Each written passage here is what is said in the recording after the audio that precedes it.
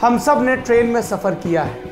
हम सब अलग अलग बोगियों में बैठे हैं। ज़्यादातर लोग स्लीपर या एसी में बैठे हैं। अपने राम जनरल डब्बे में भी गए हैं। क्या फ़र्क होता है इन सब डब्बों में? जनरल में जाते ही लकड़ी की बेंच नज़र आती है और नज़र आती है उस वक्त की अपनी मुफलिसी। लेकिन आज से 4 दशक पहले ज़्यादातर रेल यात्री लकड़ी की बेंच पर सफ़र करते थे। सिर्फ एसी वालों को गद्दीदार सीटें मिलती थी। फिजिक्स के एक प्रोफेसर को यह बात खटकी और फिर स्लीपर कोच में भी गद्दे लग गए। प्रोफेसर ऐसा कैसे कर पाए? उस बरस वो मंत्री बन गए थे रेल महकमे के। वैसे बनना उनको क्रिकेटर था और बनने बनाने का एक दौर तो ऐसा भी आया जब प्रधानमंत्री बनने के लिए भी उनका जिक्र हुआ। लेकिन उस बरस वो चुनाव हार गए थे एक सीए से, जो आगे चलकर मोदी सरकार में रेल मंत्री बना।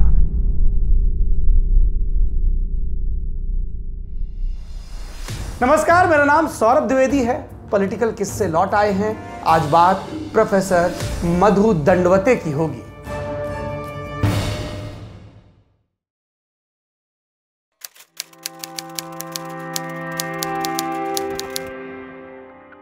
मधु दंडवते महाराष्ट्र के अहमदनगर के रहने वाले थे। पिताजी इंजीनियर, साइंस पर खूब जोर। मधु ने बंबई के तब मुंबई को बंबई कहते थे, रॉयल इंस्टीट्यूट ऑफ साइंस से फिजिक्स में एमएससी किया और फिर वहीं के एक कॉलेज में लेक्चरर हो गए। यह आजादी के आंदोलन का दौर था। मधु दंडवते इसमें सक्रिय रहे। भारत छोड़ो आंदोलन और उसके बाद के सब आंदोलनों में समाजवादी धारा के साथ जुड़कर राम मनोहर लोहिया के पक्के चेले थे। 1955 में गोवा पर पुर्तगालियों के कब्जे के खिलाफ जब आंदोलन हुआ तो मधु और उनकी पत्नी प्रमिला ने भी इसमें बढ़ चढ़कर हिस्सा लिया। धीमे धीमे प्रोफेसर दंडवते सभी राजनीतिक खेमों में जाने लगे। उनके प्रति सम्मान भी बढ़ने लगा। लेकिन इनकी विधायी पारी शुरू हुई 1970 में। पश्चिमी महाराष्ट्र से उन्होंने विधान परिषद का चुनाव जीता, विधायक बन पाए, लेकिन एक बरस ही विधायकी कायम रही। वजह एक मौत। दरअसल 1970 के बरस में ही दिग्गज समाजवादी नेता और सांसद नाथ पाई का देहांत हो गया। कुछ ही महीनों में चुनाव थे 1971 के। ऐसे में पाई की जो लोकसभा सीट थी, जो महाराष्ट्र के कोंकण इलाके में पड़ती है, राजापुर सीट, यहां पर समाजवादियों ने प्रोफेसर मधु दंडवते को लड़ाया। यह चुनाव हम सब जानते हैं कि इंदिरा के गरीबी हटाओ के नारे के हिट होने वाला चुनाव था। लेकिन दंडवते जीतने में कामयाब रहे और ये कामयाबी, ये जीत का सिलसिला लगातार 5 चुनावों में चला। 1971, 1977, 80, 84 और 89। इस दौर में वो 2 दफा कैबिनेट मंत्री का ओहदा भी अपने नाम के आगे जोड़ पाए। लेकिन इस ओहदे से पहले, इस लाल बत्ती से पहले जेल थी।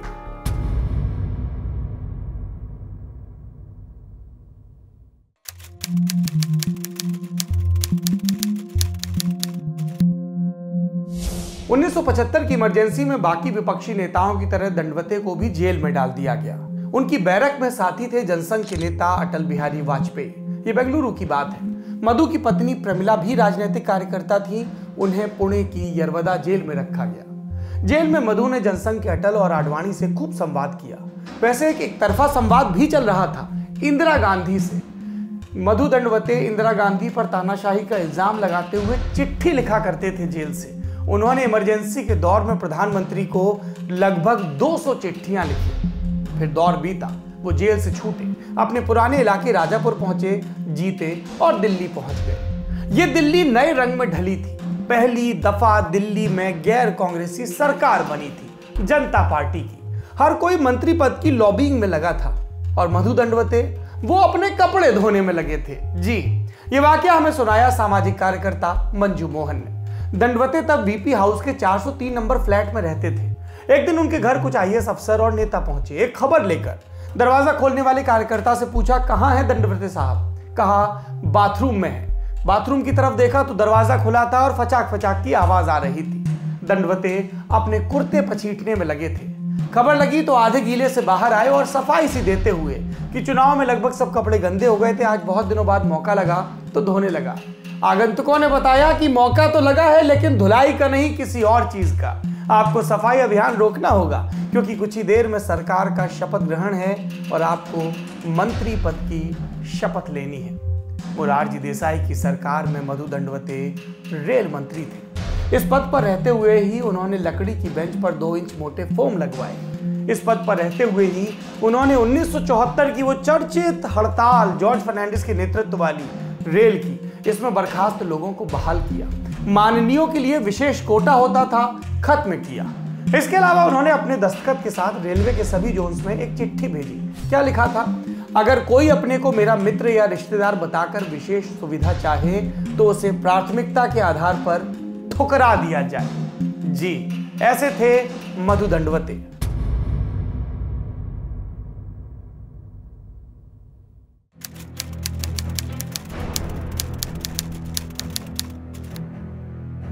बतौर रेल मंत्री दंडवते का सबसे महत्वाकांक्षी फैसला था अपनी लोकसभा सीट वाले इलाके यानी कोंकण में रेल रूट का अप्रूवल। उनके पूर्ववर्ती नाथ पाई विपक्ष में रहते हुए अक्सर इसकी मांग करते थे और तब ट्रेजरी बेंच से टिप्पणी आती थी, it's a wild goose chase. इस अंग्रेजी मुहावरे का अर्थ था असंभव काम के लिए मूर्खतापूर्ण प्रयास है ये। लेकिन दंडवते ने चेस का फैसला किया और इसके लिए प्रोजेक्ट का जिम्मा सौंपा गया ई श्रीधरन को, वही जिन्हें हम आज के दौर में मेट्रो मैन के नाम से जानते हैं। कोंकण रेलवे प्रोजेक्ट जब पूरा हुआ तब दंडवते मंत्री थे, लेकिन ये मुरारजी की नहीं वीपी सिंह की सरकार थी। इस बीच इंदिरा और राजीव की सरकार जा चुकी थी। वीपी सरकार में दंडवते वित्त मंत्री थे। उन्होंने कोंकण रेलवे की सब अड़चनें दूर की, स्पेशल पर्पस व्हीकल बनाया, अनुमतियां दिलवाई और पैसों के लिए कोंकण रेलवे के बॉन्ड जारी करवाए। वेस्टर्न घाट के पहाड़ी इलाके सबको दुर्गम लगते थे। यहाँ पर सुराग करने के लिए स्वीडन से टनल बोरिंग मशीन मंगवाई गई। उन दिनों रेल मंत्री थे जॉर्ज फर्नांडिस और योजना आयोग के उपाध्यक्ष थे रामकृष्ण हेगड़े। तीनों लोग कोंकण के इलाके के और इस प्रोजेक्ट में खूब उत्साह दिखाने वाले।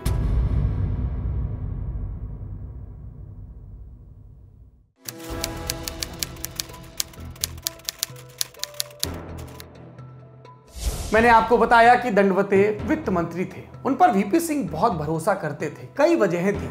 पहली तो उनका स्मूथ कोरोनेशन। जी, मधु दंडवते जनता दल के संसदीय दल के नेता के लिए जो चुनाव होना था उसके चुनाव अधिकारी थे। इस चुनाव में वो तमाशा हुआ था जिसको मैंने एक और पॉलिटिकल किस्से में आपको सुनाया था।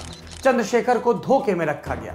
चंद्रशेखर ने देवीलाल के नाम पर हामी भरी थी, लेकिन देवीलाल ने नेता चुने जाने के बाद कह दिया, मैं तो ताऊ ही ठीक हूं, पीएम तो वीपी बने।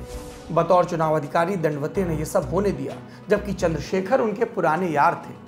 फिर वीपी ने कैबिनेट बनाई तो दंडवते को वित्त मंत्री का पद दिया। इसकी भी 2 वजहें थी। एक, दंडवते की ईमानदारी, किसी भी कॉरपोरेट घराने की तरफ उनका झुकाव न होना।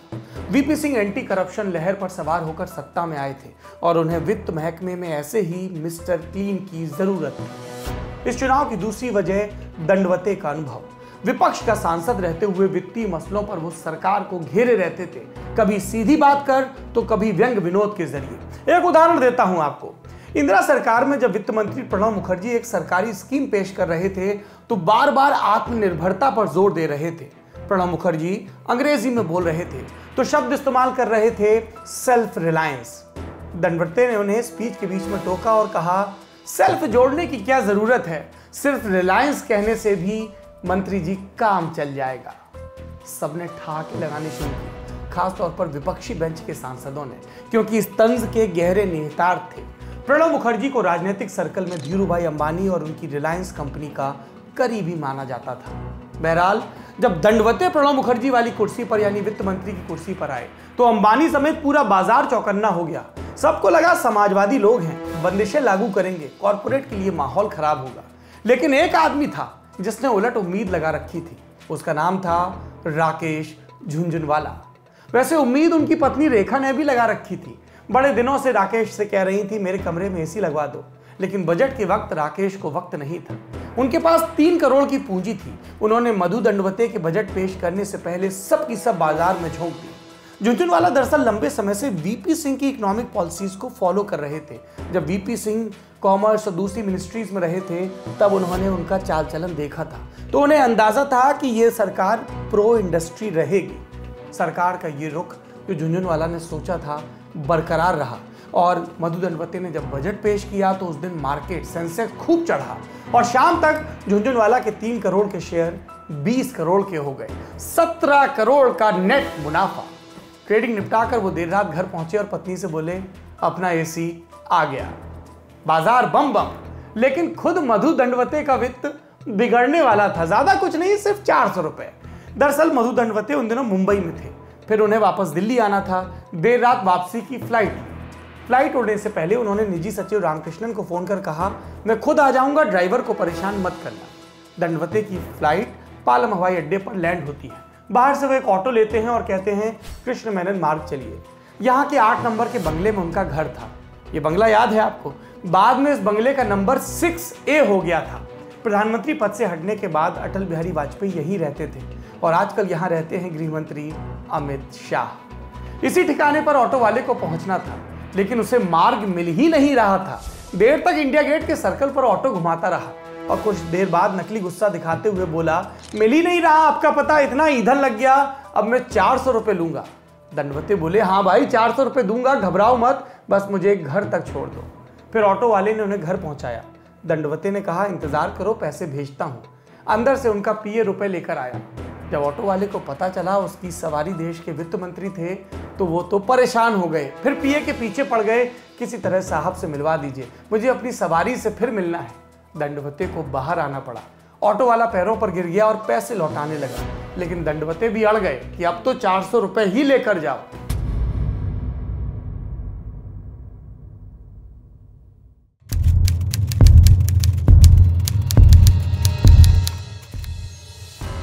अभी तक जीत का सिलसिला चल रहा था, लेकिन 1991 के चुनाव से दंडवते की हार का सिलसिला शुरू हो गया। इस बरस जनता दल भी बुरी तरह हारा था, लेकिन 1996 के चुनाव में बिल्ली के भाग से छीका फूटा। न बीजेपी को बहुमत, न कांग्रेस को। बाकी बचे दलों ने बनाया संयुक्त मोर्चा। इसमें सबसे बड़ी पार्टी या समूह लेफ्ट का, लेकिन इसने पीएम पद लेने से इनकार कर दिया। बाद में ज्योति बासु ने जरूर इसको हिस्टोरिकल ब्लंडर कहा। पीएम पद पर यही जवाब वीपी सिंह का भी था और तब जनता दल के दूसरे नेताओं पर नजर दौड़ाई जाने लगी। इनमें से सबसे कद्दावर थे मधु दंडवते अनुभव के हिसाब से, लेकिन दंडवते तो 1996 का लोकसभा चुनाव हार गए थे। उन्हें शिवसेना के नौजवान नेता सुरेश प्रभु ने पटखनी दी थी। नतीजे वाले दिन राजापुर कलेक्ट्रेट ने बड़प्पन का भी एक नजारा देखा। मतगणना स्थल पर जब रुझान साफ हो गए तो सुरेश प्रभु ने सबके सामने पांव छूकर दंडवते से आशीर्वाद लिया। हारे हुए दंडवते ने दिल्ली में भी आशीर्वाद दिया। कर्नाटक के मुख्यमंत्री और जनता दल संसदीय दल के नए नेता HD देवेगौड़ा को, और फिर प्रधानमंत्री ने उन्हें योजना आयोग का उपाध्यक्ष बनाया। देवेगौड़ा और गुजरात सरकार का चचा केसरी ने क्या हश्र किया हम सब जानते हैं, लेकिन दंडवते की कहानी इसके बाद सुर्खियों से दूर हो गई। लेकिन ये प्रेरक तब भी रही, खासतौर पर मौत को लेकर उनका स्वैग। 90 के दशक के आखिर में सोशलिस्ट नेता प्रेम भसीन एक किताब लिख रहे थे डेमोक्रेटिक सोशलिज्म के नाम से। इसमें दिवंगत दिग्गज समाजवादी नेताओं पर लेख थे। भसीन चाहते थे दंडवते इसकी भूमिका लिखें। दंडवते ने प्रस्ताव सुना और कहा, अरे मैं तो खुद 75 का हो चुका हूं, कुछ दिन रुक जाते तो मेरे नाम पर भी एक चैप्टर हो जाता। इतनी गंभीर बात कहकर प्रोफेसर ने ठहाका लगाया और कहना ना होगा भूमिका भी लिखी। दंडवते का ये रवैया दूसरों के लिखे में ही नहीं झलकता था, अपने में भी था। वो अखबारों के लिए लेख लिखते थे। फिर उनका एक संग्रह छपा, उसका टाइटल था डायलॉग विद अ लाइफ। इसमें वो लिखते हैं कि अगर मैं दिल्ली में मरूं तो ट्रेन की सीट पर अच्छे से गद्दा वगैरह लगाकर मुझे बंबई ले जाया जाए। सफर आखिरी ही सही आरामदायक होना चाहिए। दंडवते का आखिरी वक्त आया मुंबई में ही 12 नवंबर 2005 को, और मृत्यु के बाद उनका शव JJ मेडिकल कॉलेज के स्टूडेंट्स को दे दिया गया। रिसर्च वर्क में देह काम आए मृत्यु के बाद इससे भला और क्या हो सकता है। और इसीलिए अपनी जिंदगी और अपनी मौत में भी मधु दंडवते एक प्रेरणा देने वाले नेता थे। एक और नेता एक और किस्से के साथ फिर हाजिर होंगे। शुक्रिया के बाद क्या आता है? हमने जब से PS I लव यू देखी है हमारी फुटनोट में आस्था बढ़ गई है। एक किस्सा फुटनोट का। दंडवते के पापा मैंने आपको बताया इंजीनियर थे अहमदनगर में। उन दिनों मधु क्रिकेट बहुत अच्छा खेलते थे। पापा को लगा क्रिकेट में करियर बनाना है तो मुंबई जाना होगा। बेटे को रवाना कर दिया। दंडवते ने क्रिकेट जारी रखा, लेकिन उनका पढ़ाई में भी खूब मन लगता था और यही बात पॉलिटिक्स पर भी लागू होती थी, इसलिए राह बदल गई। पर बल्ले से प्रेम बरकरार रहा। जब भी सांसदों का मैच होता दंडवते ही कप्तानी करते थे।